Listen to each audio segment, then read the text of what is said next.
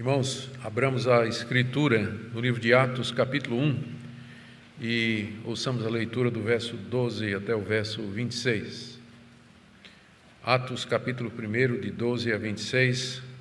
Hoje nós vamos falar sobre a substituição de Judas. Diz a palavra de Deus: Então os apóstolos voltaram do Monte das Oliveiras para Jerusalém. A distância até a cidade é de cerca de 1 quilômetro. Quando entraram na cidade, subiram para o cenáculo, onde se reuniam Pedro, João, Tiago, André, Filipe, Tomé, Bartolomeu, Mateus, Tiago, filho de Alfeu, Simão, o Zelote e Judas, filho de Tiago. Todos estes perseveravam unânimes em oração com as mulheres, com Maria, mãe de Jesus, e com os irmãos dele. Naqueles dias, Pedro se levantou no meio dos irmãos, que formavam um grupo de mais ou menos 120 pessoas, e disse: Irmãos, era necessário que se cumprisse a Escritura que o Espírito Santo predisse pela boca de Davi, a respeito de Judas, que foi o guia daqueles que prenderam Jesus. Ele era um dos nossos e teve parte nesse ministério. Ora, esse homem adquiriu um campo com o preço da iniquidade e, caindo de cabeça, rompeu-se pelo meio e todos os seus intestinos se derramaram. Isso chegou ao conhecimento de todos os moradores de Jerusalém, de maneira que em sua própria língua esse campo era chamado Acéldama, ou Campo de Sangue. E Pedro continuou: Porque está escrito no livro dos Salmos: Fique deserta a sua morada e não haja quem nela habite, e que outro tome o seu encargo. Portanto, é necessário que dos homens que nos acompanharam todo o tempo em que o Senhor Jesus andou entre nós, começando no batismo de João até o dia em que foi tirado do nosso meio e levado às alturas, um deles se torne testemunha conosco da sua ressurreição. Então propuseram dois: José, chamado Barsabás, e também conhecido como Justo, e Matias. E orando disseram: Tu, Senhor, que conheces o coração de todos, revela-nos qual dos dois escolheste para preencher a vaga nesse ministério e apostolado, do qual Judas se desviou, indo para o seu próprio lugar. Depois fizeram um sorteio, e a sorte caiu sobre Matias, que foi acrescentado ao grupo dos 11 apóstolos. Até aqui, queridos, a leitura.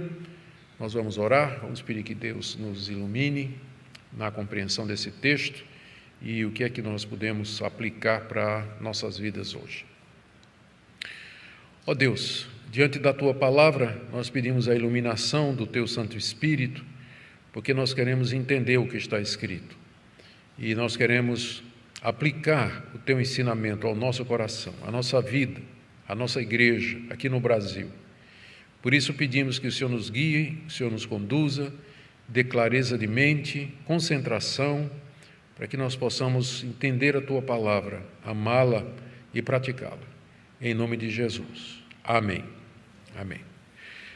Queridos, o Senhor Jesus, como é sabido, nomeou durante o seu ministério aqui na terra 12 discípulos dele como apóstolos. A palavra apóstolo é uma palavra grega que significa, basicamente, alguém que é enviado.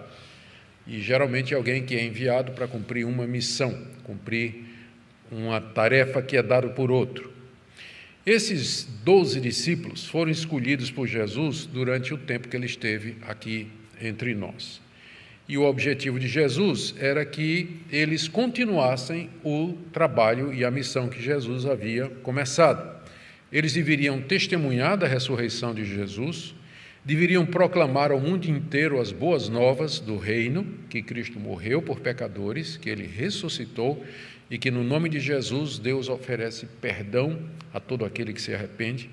Eles deveriam lançar os fundamentos da igreja, o novo Israel, e deveriam, pelo Espírito Santo, registrar a história de Jesus, a sua vida, suas palavras, seus ensinos e especialmente o significado da sua morte e da sua ressurreição, o que seria o Novo Testamento. Eles foram escolhidos em 12 por uma razão especial, por causa do paralelo com a nação de Israel. Israel é o povo de Deus no Antigo Testamento e tinha 12 tribos nomeadas de acordo com os 12 patriarcas, que eram os 12 filhos de José. Cristo, ele traz o novo Israel, ele ele funda o novo Israel, que é a igreja.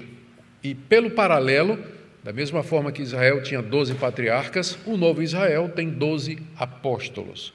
Então, o número é intencional, não é um número fortuito, por acaso, porque só tinha 12 que prestavam. Não, tinha mais pessoas que cabiam nas condições para ser apóstolo, mas Jesus escolheu somente 12, por conta do paralelo com Israel, a igreja sendo a continuação de Israel ou o novo Israel.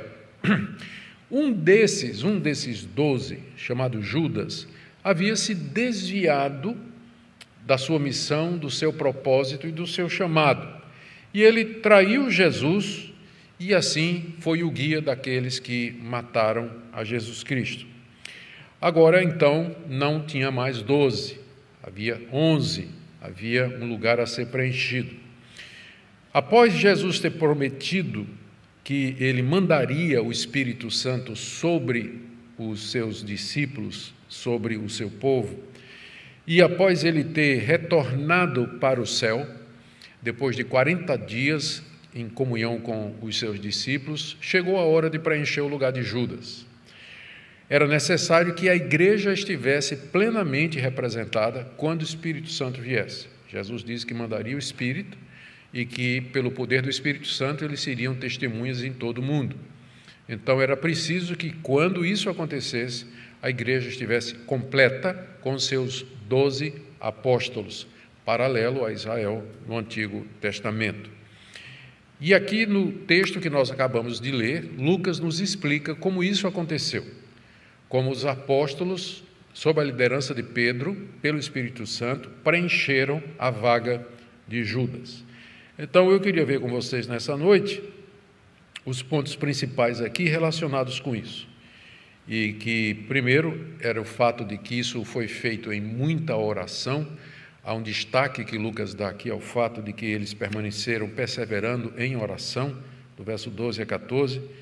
Depois, Pedro assume a liderança e, com base na escritura do Antigo Testamento, ele chega à conclusão da necessidade da substituição de Judas, e aí então eles procedem a essa substituição e Matias é escolhido no lugar de Judas.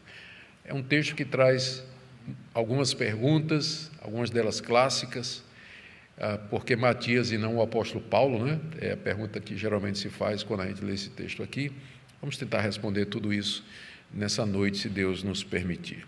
Vamos começar então com o registro que Lucas faz de que os 11 apóstolos, juntamente com mais algumas pessoas, eles estavam em oração quando essa decisão foi tomada, que é exatamente do verso 12 até o verso 14. Nós lemos aí que eles voltaram do Monte das Oliveiras para Jerusalém. O Monte das Oliveiras ficava a 1 quilômetro de distância, perto, próximo da cidade de Betânia, e foi lá onde Jesus se despediu dos seus discípulos e subiu aos céus. Ele voltou para os céus, ali os seus pés tocando no Monte das Oliveiras, ele se eleva até a presença de Deus. Está registrado que a distância é de 1 quilômetro, porque os judeus costumavam lembrar que no dia de sábado não se devia andar mais do que 1 quilômetro.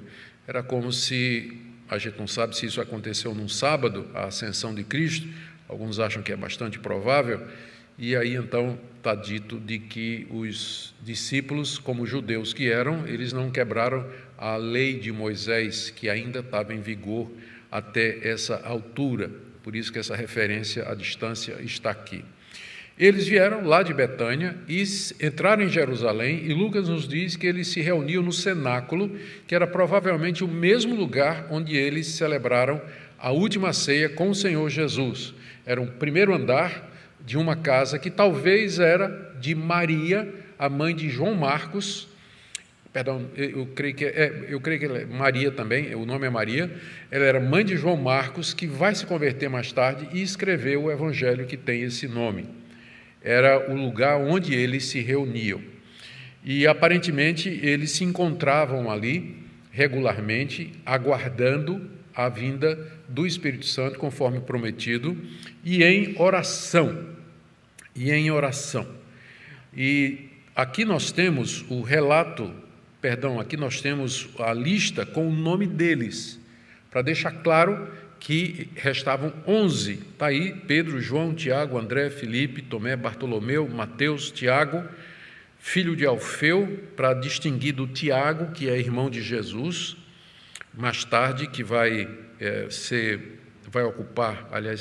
o líder da igreja de Jerusalém, Simão o Zelote e Judas, filho de Tiago, chamado assim para diferenciá-lo do Judas Iscariotes, que foi o Judas que traiu Jesus. Tinha dois apóstolos chamados Judas, um deles é o Iscariotes, o traidor.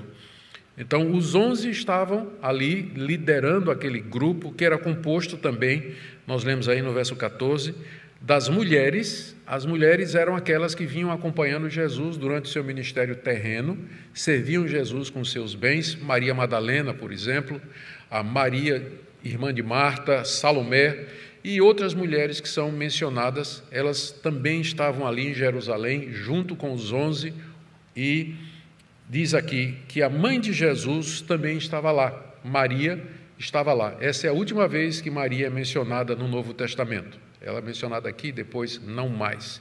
E isso é significativo porque a partir daqui nós temos o relato do desenvolvimento da igreja cristã, nós temos as cartas que foram escritas pelos apóstolos e não é feita nenhuma menção à mãe de Jesus. A igreja católica, com sua devoção, só pode sustentar a devoção dela a Maria com base na tradição, porque na Escritura não tem fundamento nenhum.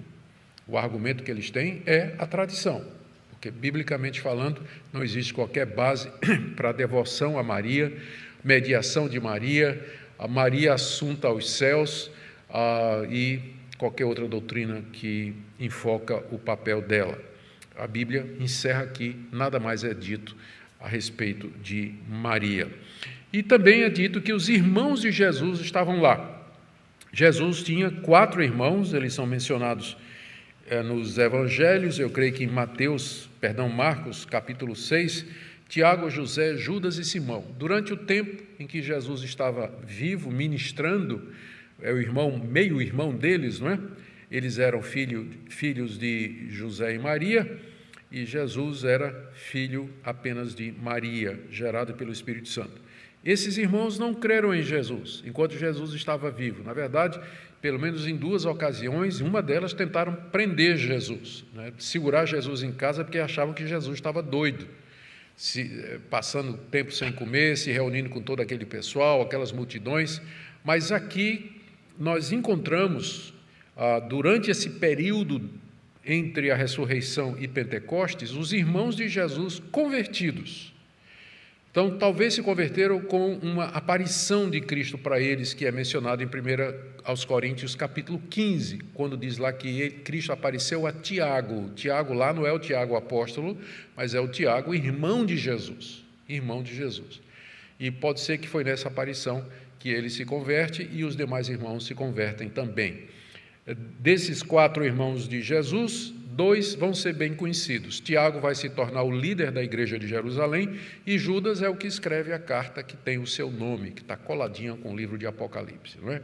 Os outros, Simão e José, a gente não tem notícia nenhuma. Mas o Tiago e Judas, nós temos essas informações. E havia mais discípulos, nós vemos aí no verso 15, que o grupo era mais ou menos de 120 pessoas.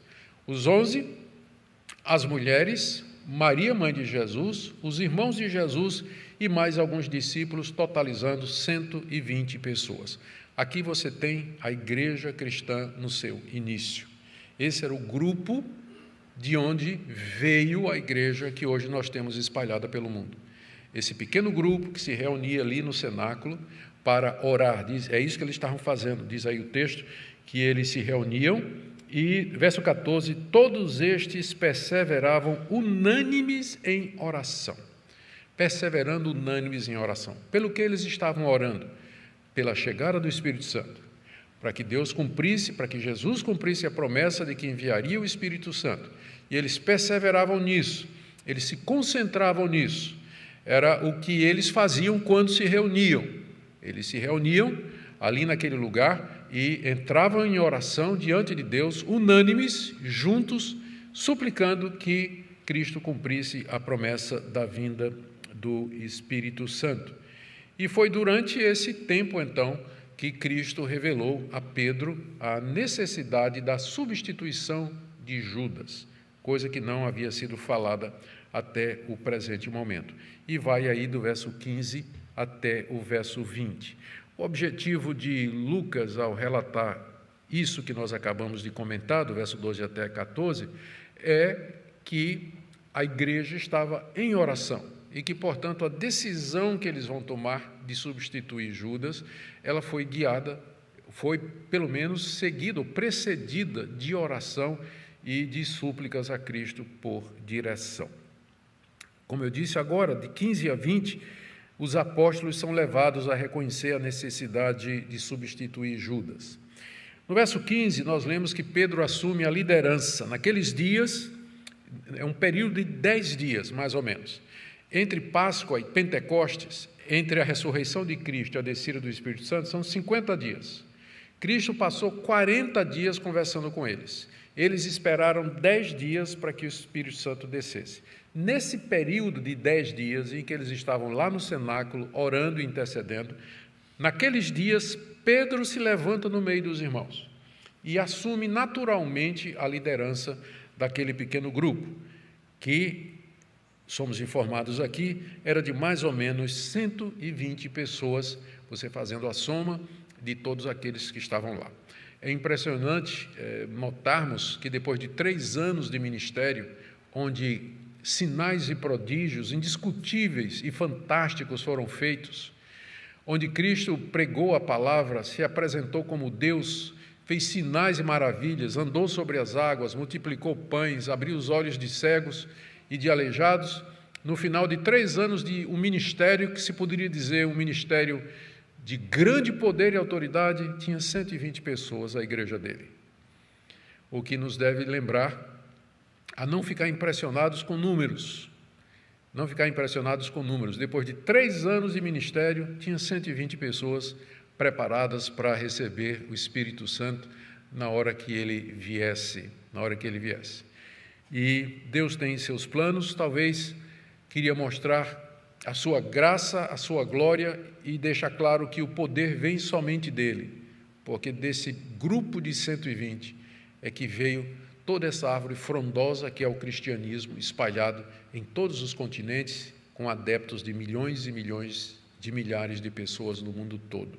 Tudo isso somente pela graça e misericórdia de Deus. Pedro se levanta, assume a liderança e ele então faz um discurso aqui a respeito da necessidade de substituir Judas. Eu quero ver com vocês os pontos desse discurso. São mais ou menos 5 pontos aqui do que Pedro diz àquele grupo sobre a necessidade de substituir Judas. O primeiro é que a traição de Judas havia sido predita por Davi. Verso 16: Irmãos, era necessário que se cumprisse a Escritura, que o Espírito Santo predisse pela boca de Davi a respeito de Judas, que foi o guia daqueles que prenderam a Jesus. Que Judas haveria de trair Jesus e, assim, levar Jesus Cristo à morte, mediante a atuação dos romanos. Isso Davi já tinha profetizado muito tempo atrás, no livro dos Salmos, em 2 lugares. Essa é uma das passagens mais claras do Novo Testamento a respeito do conceito de inspiração do Antigo. Pedro estava convencido, sabia, fazia parte daquilo que ele cria, que as Escrituras do Antigo Testamento, elas foram dadas por inspiração de Deus. Ele diz aqui que o Espírito Santo falou pela boca de Davi. E Davi escreveu, profetizou a respeito da traição de Judas. E esse é o conceito que nós temos a respeito da inspiração. Homens chamados por Deus escreveram a Bíblia, mas eles fizeram isso debaixo da inspiração do bendito Espírito Santo, de maneira que aquilo que eles escreveram é a verdade de Deus, é a palavra de Deus. Por isso que nós dizemos, a Bíblia é a palavra de Deus. porque essas pessoas foram guiadas pelo Espírito Santo. Como é que Davi poderia ter profetizado isso? Como é que ele poderia ter sabido disso, que um dos discípulos de Jesus haveria de se tornar traidor e o agente pelo qual a morte do Messias haveria de acontecer? O Espírito Santo revelou isso a Davi, e Davi registrou em 2 salmos. A morte de Judas, portanto, era alguma coisa que havia acontecido conforme a Escritura, era cumprimento de Escritura, eram profecias se cumprindo. Esse é o primeiro ponto dele. O segundo é que Judas, ele vai dizer isso para poder justificar a necessidade da substituição. Judas tinha feito parte dos 12 apóstolos, diz aí no verso 17, ele era um dos nossos. Olha que dor, não é? No coração de Pedro, ele era um dos nossos. 3 anos Judas andou com esse time aqui, que nós lemos no verso 13. 3 anos Judas andou com eles. Ele ouviu os mesmos sermões. Ele viu os milagres que Cristo realizou. Ele, inclusive, realizou sinais e prodígios como os demais. Quando Jesus mandou os 12 em missão, Judas foi com eles. E eles curaram doentes, ressuscitaram mortos, limparam leprosos, expulsaram demônios. Judas fez tudo isso, participou de tudo isso. Ele era um dos nossos, diz Pedro aqui. E ele teve parte nesse ministério, o ministério apostólico, dos enviados de Cristo. Ele teve parte, ele participou de tudo aquilo que os evangelhos nos relatam que os discípulos fizeram debaixo do poder do Senhor Jesus Cristo. Entretanto, final aqui do verso 16, ele foi o guia dos que prenderam Jesus. É um caso clássico de apostasia, de alguém que de fato participou, teve experiências com Deus, experiências profundas com o Evangelho, a ponto de fazer sinais e prodígios. Jesus se refere a pessoas que fazem isso, mas não são crentes. Mateus 17, final do Sermão do Monte, ele diz que no dia do juízo vai ter muita gente dizendo que fez sinal, que fez maravilha, expeliu o demônio, mas é como Judas. Não era de Deus, não era convertido. Ele foi o guia dos que prenderam Jesus. Mais adiante, aqui no verso 25, Pedro vai dizer que Judas se desviou indo para o seu próprio lugar. Ele realmente, aquilo não era de fato o lugar dele, ele não pertencia, ele era um dos nossos, no sentido de que, Pedro diz isso, no sentido de que ele estava com os 12 durante aqueles 3 anos. Mas aqui está dizendo que ele se desviou e foi para o seu próprio lugar. O Evangelho de João chama Judas de o filho da perdição. Ele é o filho da perdição. Ele foi para o seu próprio lugar, foi para as trevas, foi para a condenação, foi para o lado do mal, da corrupção, da rebelião contra Deus. Isso era o que Davi havia profetizado. O terceiro ponto aqui, o primeiro é que a traição de Judas havia sido profetizada. Segundo, Judas de fato tinha feito parte do colégio apostólico plenamente, mas agora ele tinha se desviado, portanto, abriu uma vaga, né, por assim dizer. O que abriu uma vaga não foi a morte de Judas, é importante vocês perceberem isso. Porque mais adiante, Tiago vai morrer também e não é substituído. O que abriu a vaga é que Judas se desviou. Ele saiu, ele perdeu o apostolado. Ele perdeu aquela posição por conta da sua traição. A morte é consequência disso.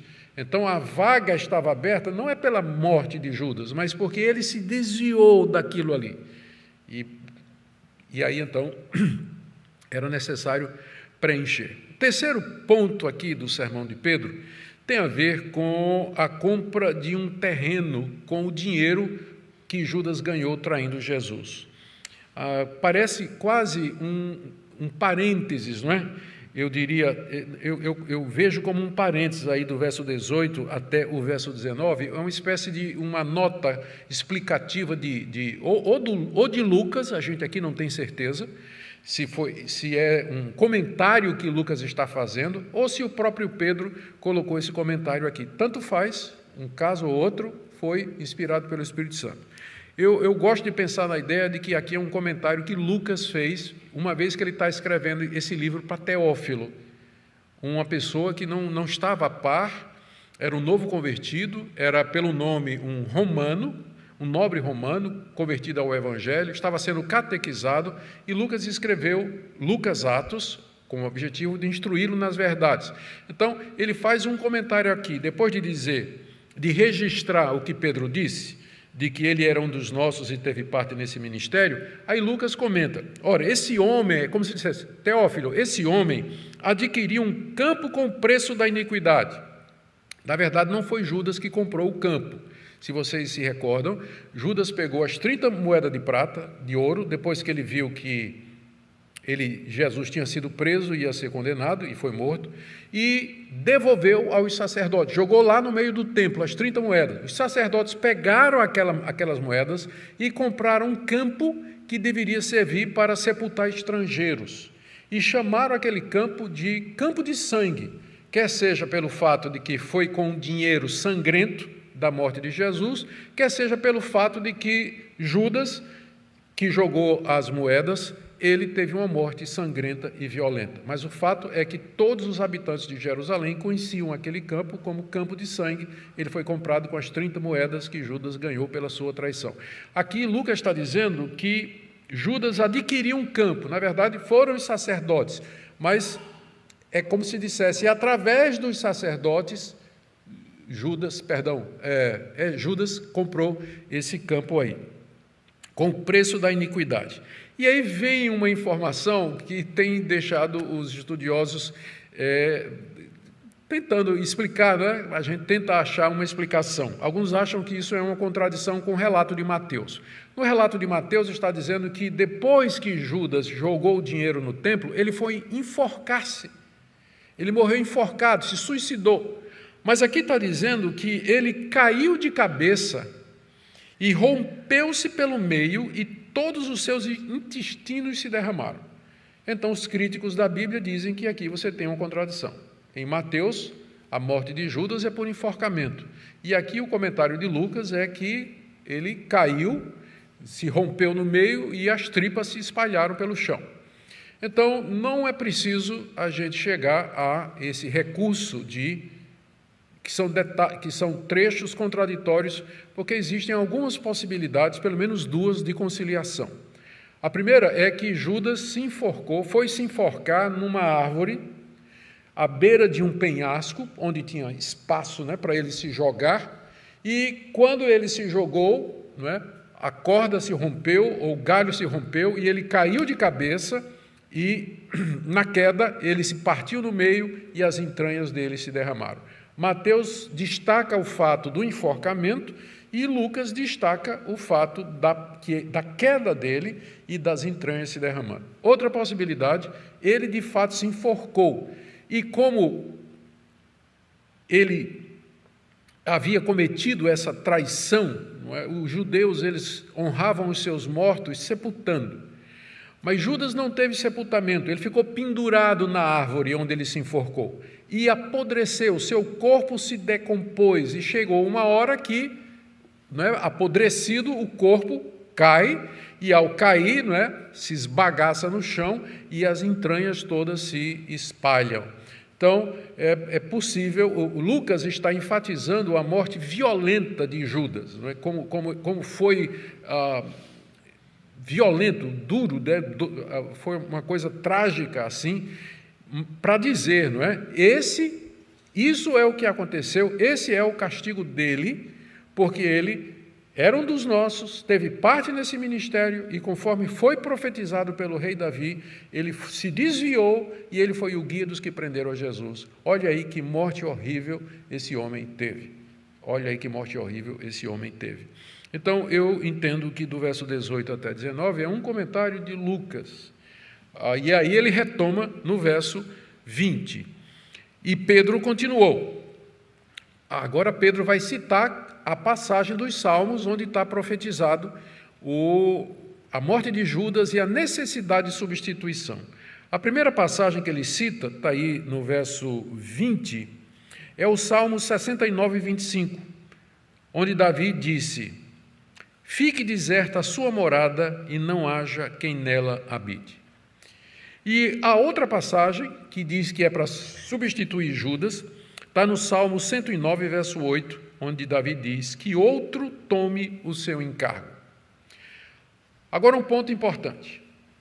Inclusive, meu trabalho de doutorado em interpretação do Novo Testamento foi exatamente sobre isso. Citações do Antigo Testamento no Novo. Falando francamente, se a gente não tivesse essa informação aqui e você lesse esse salmo, você teria percebido que isso aqui era uma profecia sobre Judas? Não teria. Não teria. E aqui está a necessidade dos apóstolos. Os apóstolos eram intérpretes do Antigo Testamento. Eles eram autorizados por Deus a ver o sentido mais profundo de determinadas passagens do Antigo Testamento que escapa ao olho comum. Você leria essa passagem e não veria nada. Mas Pedro viu essa passagem e, pelo Espírito Santo, ele percebeu o sentido mais profundo. Você pode fazer isso hoje? Não. Porque tem gente que parece que quer ser como os apóstolos. Eles leem a Bíblia e encontram sentidos que ninguém nunca viu. Sabe aquilo? Quando o pastor acaba de pregar, está cumprimentando o pessoal lá na porta, aí o pessoal diz, pastor, eu já li essa passagem 30 vezes, eu nunca vi isso que o senhor está falando. Não viu porque não está lá, né? O pastor inventou da cabeça dele. Nós não somos como os apóstolos eram inspirados, o mesmo Espírito que inspirou Davi a escrever esses 2 salmos, é o mesmo Espírito que inspirou, que esclareceu a mente de Pedro, para que Pedro visse aqui a traição de Judas e a necessidade de substituí-lo. Os apóstolos eram intérpretes autorizados do Antigo Testamento. O Novo Testamento é o resultado dessa interpretação do Antigo. Especialmente aqui no livro de Atos, você vai ver Lucas o tempo todo dizendo, isso aconteceu para que se cumprisse isso. Isso aconteceu conforme a Escritura, etc. E os apóstolos veem coisas no Antigo Testamento que nós não conseguimos ver. Por isso, uma vez que o Novo Testamento, que contém as interpretações apostólicas do Antigo, está completo, eu não me atrevo a procurar sentidos no Antigo Testamento, a não ser aqueles que os apóstolos me dizem no Novo, que é o significado correto. Por isso eu sou muito cuidadoso com interpretação alegórica, com pregação, sermão alegórico. Sabe como é sermão alegórico? As pessoas pegam uma passagem do Antigo Testamento e constroem lá toda uma história e fatos e narrativas e tudo. Eu tenho muito receio de fazer isso, porque eu não sou Pedro para poder ver nesses 2 salmos uma referência à traição de Judas e à necessidade de substituí-lo. Mas ele viu porque era inspirado, infalivelmente guiado por Deus ao sentido das Escrituras do Antigo Testamento. Então, depois de demonstrar pelo Antigo Testamento primeiro, a perda do lugar entre os apóstolos, da parte de Judas, e que outro ocupasse o seu lugar, está aí no verso 20, ele diz no verso 21, portanto, é necessário que a gente o substitua. Pedro entendia, pelo Antigo Testamento, por esses 2 salmos, que era necessário substituir Judas antes da chegada do Espírito Santo. É o que ele diz aqui. Só que essa substituição, ela não seria de qualquer forma. Não é? Ele coloca algumas condições aqui e que tem a ver com a própria situação deles, do tempo que Jesus estava aqui. Verso 21, é necessário que dos homens que nos acompanharam todo o tempo em que o Senhor Jesus andou entre nós, começando no batismo de João até o dia em que foi tirado do nosso meio e levado às alturas, um destes se torne testemunha conosco da sua ressurreição. Qual é a condição que Pedro coloca para o candidato à vaga de Judas? Tinha vários irmãos, 120 irmãos. Pedro diz, tem que ser um homem que esteve conosco desde o começo, desde o batismo de João até o dia em que Cristo foi elevado às alturas, ou seja, alguém que presenciou, alguém que testemunhou a vida de Jesus, alguém que viu, testemunhou a sua morte e, mais importante, é testemunha da sua ressurreição. Porque ele diz aqui, essa pessoa tem que se tornar testemunha conosco da sua ressurreição. Para ser testemunha da ressurreição de Cristo, tinha que ter visto Cristo ressurreto, para dizer, eu vi, eu sou testemunha de que ele está vivo, eu vi. Então, essa era a condição, ter visto a Cristo ressurreto, ter acompanhado Jesus durante o seu ministério terreno. Essa pessoa, então, poderia preencher aquela vaga. Deveria ter alguns irmãos, mas o grupo apresentou 2. E está aqui no verso 23. Então, propuseram 2. Você veja que Pedro, ele está liderando o processo, mas ele mesmo não indica. A indicação é feita pela Assembleia. A indicação é feita pelo povo. O povo é que vai dizer. Pedro está só liderando.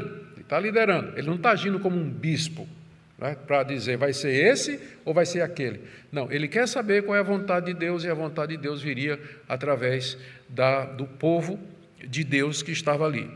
Propuseram 2, José, chamado Barsabás, também conhecido como Justo, e Matias. A gente não conhece absolutamente nada sobre essas pessoas, não sabemos absolutamente nada sobre elas, mas o que nós sabemos é que eram 2 homens que desde o começo tinham acompanhado o Jesus, desde o batismo de João, que foram testemunha da ressurreição de Jesus Cristo, que, portanto, eles poderiam ser candidatos ao lugar de Judas. É significativo, e aqui eu não quero ser mal entendido, que, humanamente falando, a pessoa mais indicada seria Maria, mãe de Jesus. Não seria? Claro, seria a pessoa mais indicada. Conhecia Jesus não é só do batismo de João, não, é desde o início. Era mãe dele. Entretanto, ela não é indicada. Nenhuma das mulheres é indicada. Sem demérito absolutamente nenhum. Mas no Novo Testamento, a liderança espiritual das comunidades é dada a homens cristãos qualificados. O que não impede as mulheres de fazerem o que a gente vê aqui que elas estão fazendo. Estão junto com os irmãos, estão orando com eles. Elas foram as primeiras testemunhas da ressurreição. Elas caberiam aqui perfeitamente, não é? Elas viram Cristo, foram as primeiras a ver Jesus, foram as mulheres. Entretanto, o exercício da liderança do povo de Deus é dada a homens cristãos qualificados. E isso está com base na criação. Paulo defende isso com base na criação, com base na queda e na relação de Cristo com a sua igreja. A mulher tem o seu papel especial na igreja, mas a liderança é para aquelas pessoas, aqueles homens cristãos qualificados. Indicados os nomes, então, eles oraram, e a oração está aí no verso 24. Tu, Senhor, que conheces o coração de todos. Olha a importância disso aqui. O coração de Judas era um dos 12, né? Mas o coração de Judas, quem conhecia era o Senhor Jesus, claro, desde o início. Mas os discípulos não perceberam isso. Inclusive, ele tinha um cargo de confiança, Judas, ele era o tesoureiro do grupo, é quem ficava com o dinheiro, a bolsa onde as ofertas eram recolhidas. Quem ficava com o dinheiro era Judas, porque ele gozava da confiança. Mas o coração de Judas não era de Cristo. O coração de Judas não era. Por isso que agora, à luz da experiência passada, a igreja aqui reunida, eles dizem: Senhor, Tu que conheces o coração, porque nós não conhecemos. Mas o Senhor conhece o coração. Mostra, revela-nos qual destes 2 escolhestes. Eles sabiam que a escolha já estava feita. Eles sabiam que Deus já tinha determinado todas as coisas desde a eternidade. Mas agora eles queriam que Deus mostrasse na prática, que o Senhor Jesus revelasse qual dos 2 havia sido escolhido, para preencher a vaga de Judas. Está aí o verso 25. O verso 26, então, nos mostra o que é que eles fizeram depois de orar. Eles oraram, pedem revelação, e então eles fazem um sorteio, diz aí, ou, segundo a Almeida atualizada, lançaram sortes, o que provavelmente foi da seguinte maneira: 2 pedras, cada uma delas com o nome, um nome Matias e o outro Barsabás, 2 pedras colocadas num vaso de barro, sacudido e jogada. Que saísse primeiro seria o escolhido. E saiu o nome de Matias. E, naturalmente, não é? Esse texto, as pessoas ficam se perguntando, bom, pastor, a gente pode escolher o pastor da igreja assim? Né? Que tal? Ou presbíteros, não podemos escolher os presbíteros dessa maneira, porque está aqui, não é? Está aqui.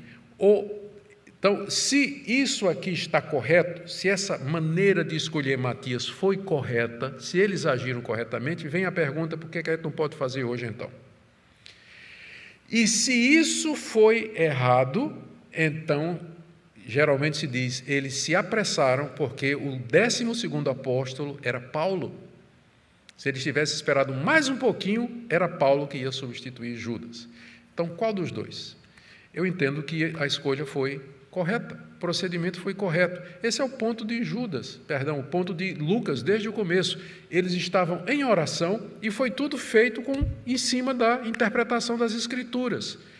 Então, o processo todo estava biblicamente embasado, foi autorizado por Deus, estava debaixo de oração. Agora, deixa eu explicar um pouco esse processo.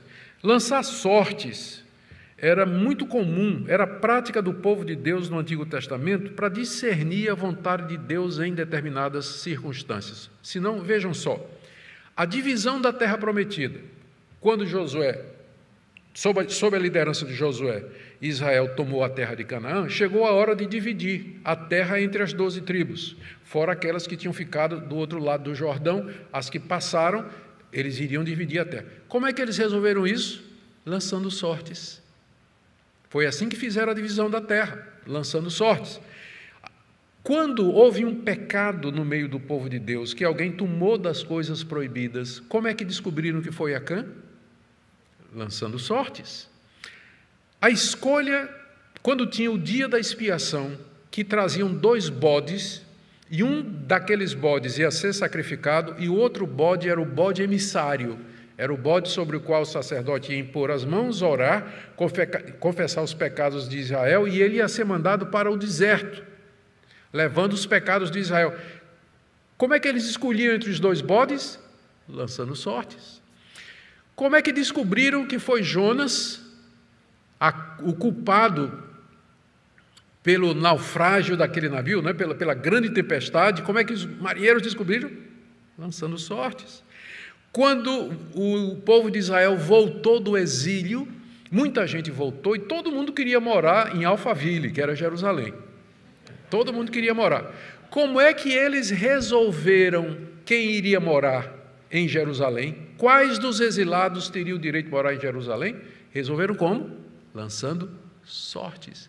Então, era supernatural para esses discípulos, que eram judeus, que conheciam o Antigo Testamento, que estavam acostumados com essa prática, a saber a vontade de Deus através do lançar sortes. Eles estão perfeitamente dentro da prática do Antigo Testamento. Lembrem que aqui, tudo que está acontecendo aqui, ainda é Velho Testamento, né? Novo Testamento é com a chegada do Espírito Santo. Aí começa a fase cristã do povo de Deus. Mas aqui eles ainda estão vivendo debaixo do período do Antigo Testamento.